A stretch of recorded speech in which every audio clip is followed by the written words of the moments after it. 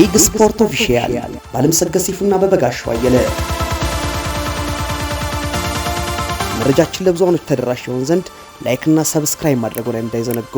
ሊግ ስፖርት ኦፊሻል የስፖርትና የመዝናኛ ፕሮግራም ሁሌም ለሉጥ እንሰራለን። በመቀጠል አሁን የት ነው ያሉት በሚለው ፕሮግራማችን ይዤላችሁ የቀረብኩት የቀድሞ ኳስ ተጫዋች መላኩ ፋንታን ነው። መላኩ ፋንታን አብረን ቆይታ እናደርጋለን። መሌ የት አካባቢ ነው የተወለድከው ብዬው ነበር። ያው መላኩን ለሚያውቁት ያውቁታል። ጸባየ ምስኩን እዩኝ የማይል አንገቱን ደፍቶ የሚኖር ያውን እንደዚህ ብትል ቀና ብሎ አያይክም ብትጋጨው ማለት ነው። የተወለድኩት እንደው የት አካባቢ ነው? ያጠራን እሺ። መላኩ ፋንታ እንግዲህ አንድ የፖሊስ ምክትል ኮሚሽነርም የነበረው አሉ። ሁለተኛ የቀድሞ የጉምሩክ ባለስልጣን ስራ አስኪያጅም ስራ አስፈጻሚም ሆነው እንደውም በቀድሞ ስራ ታስረው ወጡ አሉ። የስመ ሞክሼ እስከ አባት ከሁለቱም ጋር አጋጣሚ ነው ሲገጥም ሰራ ማለት ነው። መሌት አካባቢ ነው የተወለድከው ብዬው ነበር። የተወለድኩት አማኑኤል አካባቢ አራት ቀን በሚባለው ሰፈር በድሮ 10 ቀበሌ በሚባለው ነው። የልጅነቴ ኳስ ህይወትስ እንደማንኛውም ታዳጊ በጨርቅ ኳስ በመጫወት የጀመርኩት ኳስ በሰፈር ውስጥ በሚደረጉ ውድድሮች አሸናፊ በመሆን የጋሻ ተሸላሚም ነበርን። እንደዚህ የተባለ ለትምህርት ቤት ለደጁ ላይ መጫወት ከዛ ለከፍተኛ በመቀጠል ማንደፍሮ ሩጋ እኔን ለቀጠና አንድ ትምህርት ቤት መርጦኝ ተጫውቻለሁ። ማንደፍሮ ሩጋ አሁን በህይወት የሌለ የከፍተኛ 6 ተጫዋችም አሰልጣኝም የነበረ የደጁ ላይ ትምህርት ቤት ደግሞ የስፖርት አስተማሪም ነበር። ማን ነው? ማንደፍሮ ሩጋ።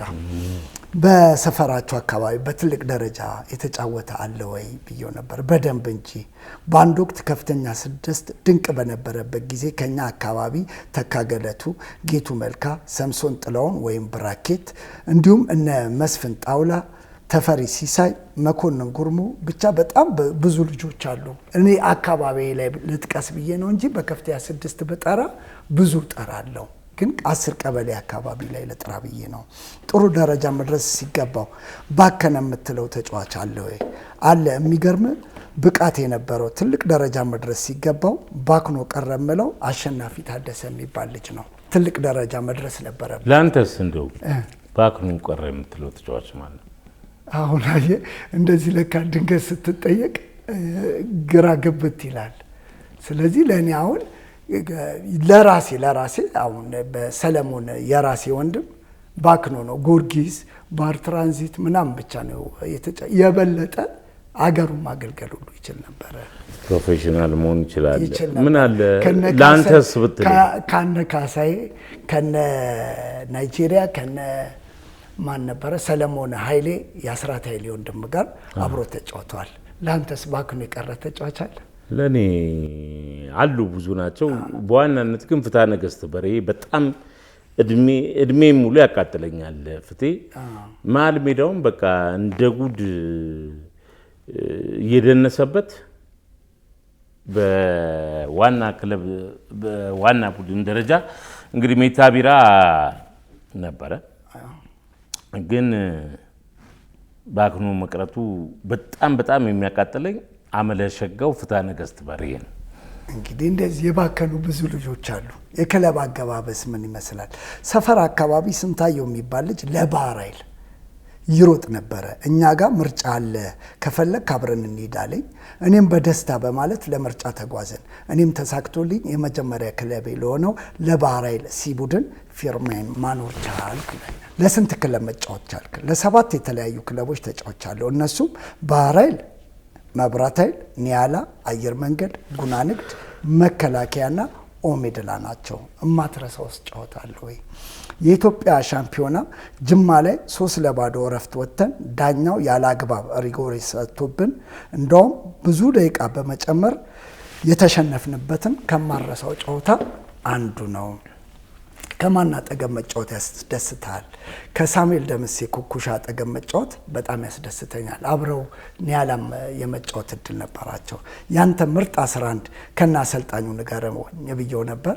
ያው በረኛ አሊ ረዲን አድርጌያለሁ። ከኋላ መላኩ ፋንታ የራሱን፣ ሳሙኤል ደምሴ ኩኩሻን፣ ሲሳይ ተሰማ፣ አንዋር ሲራጅን ሲያደርግ እንደገና ማለ እኔ ተስፊቲ ገብረ ኪዳን ነጋሽ ጋምብሬን ተስፊቲን መሀል ላይ ነው ያመጣው ወይ ኤልፓ ተስፊቲን ገብረ ኪዳን ነጋሽ ጋምብሬን ካሳ ያራጌ ዳንኤል ክፍሌ ዳዊት ማብራቱን ገዳዳውን አድርገዋል። ከዛ ዮሴፍ ተስፋዬ ያጠራን ቡድኑን ልንገርና አሰልጣኙን ትነግረኛለህ ብዬ ነው። ዮሴፍ ተስፋዬ ማን ባስተና ስዩም አባተ በትክክል ተመልሷል። አሰልጣኝ ምክትል ያደረገው ደግሞ ሰውነት ቢሻው ነው። ይሄንን ምርጥ ስብስቤ ነው የኔ ብሏል። አዎ ግን ተስፋዬ ታደሰ እንግዲህ ከአሰላ ነው። ከአሰላ ጊዮርጊስ መጣ። ከጊዮርጊስ ኤልፓ ነገሰ። ግራ እግሩን በአግባቡ ተጠቀመ። ከማን ጋር አብሮ መጣ? ከአርሲ እንትና ታሪኩ ስምኦን ነው። ሁለቱም ተያይዘው ከጊዮርጊስ ለቀው ኤልፓ ቤት አሁን የት ነው ያሉት? እነሱን ለምን አልሰራም? እኔ እኮ እዛው እኔ አሁን ሳየው 10 ቀበሌ አማኑኤል አካባቢ ምናምን ለምን መሰለህ ስሰጣቸው እድሉን ስሰጥ መልስ ካልሰጡ አታስገድ እንጂ ደውዬ እኔ በስልክ ነው። አንተ ደግሞ አሁን ሀገር ውስጥ ብቻ ሆነብኝ። ለዛውም ደግሞ አማኑኤል ቶታል መሳለሚያ ሰሜን መዘጋጃ ብዙ የለም። በደዳ ባለፈው ያቀረብኩት ሰሜን መዘጋጃ እንግዲህ ያን ሰሞን እዛ አካባቢ አሁን ይኸውልህ እነ ተስፊቲ እነ ፍላጎት ሁሉንም ከውጭ ያሉትንም እንደዚህ እያናገር እንጠይቃለን። ግን መልስ ካልሰጡን ብዙ አንጫንም። ወላድ በድባብ ትሂድ ተጫዋች ነፈን ያለው ለዛ ብዬ ነው።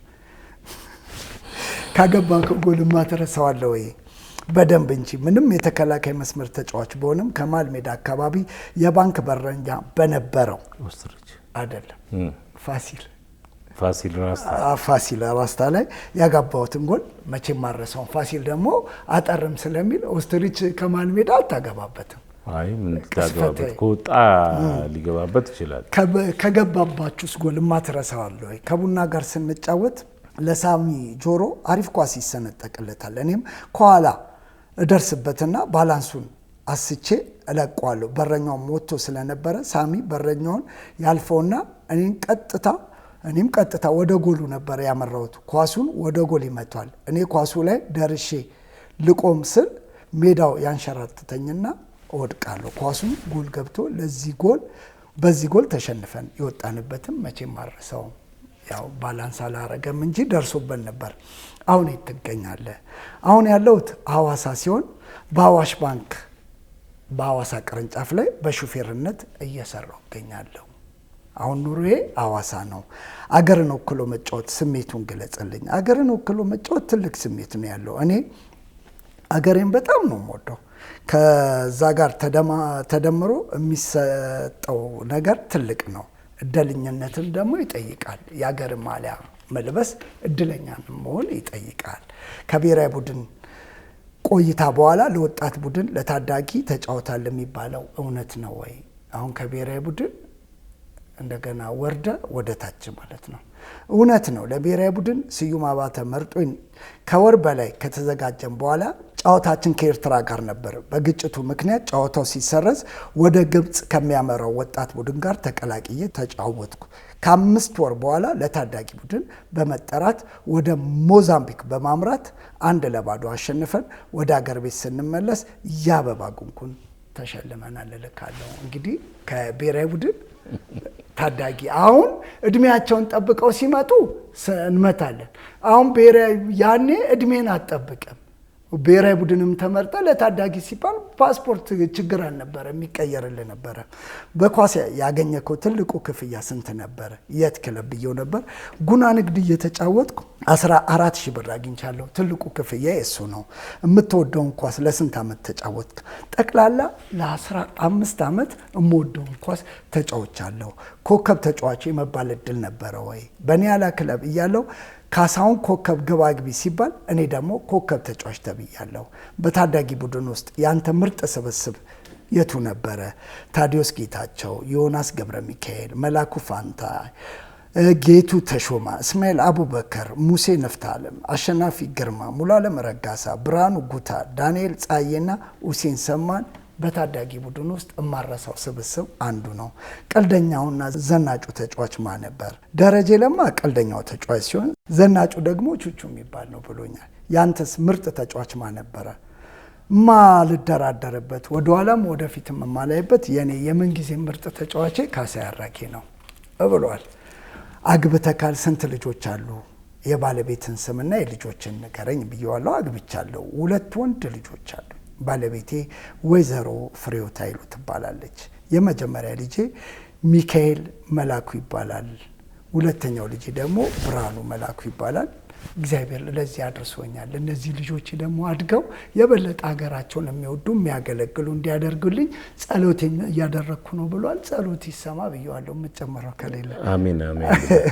ቀረ የምትለው ነገር ካለ? በመጀመሪያ ለልዑል እግዚአብሔር ምስጋና ይግባው። በመቀጠል ክርስቶስን የወለደችልን ለቅድስት ድንግል ማርያም ምስጋና ይገባታል። ለመላእክትና ለቅዱሳን ምስጋና ይገባቸዋል። በሰላም በፍቅር ላሳደገኝ ቤተሰቦቼ ነፍሱን ይማረውና በሚገርም ነጻነት ላሳደገኝ አባቴ እናቴ ደክመሽ ተሸክመሽ ላሳደግሽኝ እግዚአብሔር እድሜ ከጤና ጋር ሰጥቶ ያኖርሽ። ለባለቤቴ ፍሬሕይወት ኃይሉ በሰላም በጤና ኖሪልኝ። ለወንድሞቼ፣ ለእህቶቼ፣ ለጓደኞቼ፣ ለስራ ባልደረቦቼ፣ ለአለቆቼ፣ ለአዋሽ ባንክ ሰራተኞች በአጠቃላይ እንዲሁም ዛሬ የት ነው ያሉት ብሎ በፈልጎ ላገኝ ለአርት ስፖርት ፕሮግራም አዘጋጆች በአጠቃላይ ክብር ይስጥልኝ። ኢትዮጵያ ለዘላለም ትኑር ብሏል። ክብሩንም ተቀብለናል።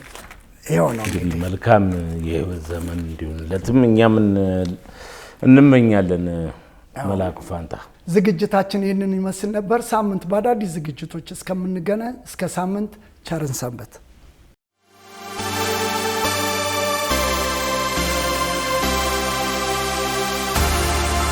ሊግ ስፖርት ኦፊሻል ባለምሰገድ ሲፉና በበጋሻው አየለ። መረጃችን ለብዙዎች ተደራሽ ይሆን ዘንድ ላይክ እና ሰብስክራይብ ማድረጉን እንዳይዘነጉ። ሊግ ስፖርት ኦፊሻል የስፖርትና የመዝናኛ ፕሮግራም ሁሌም ለለውጥ እንሰራለን።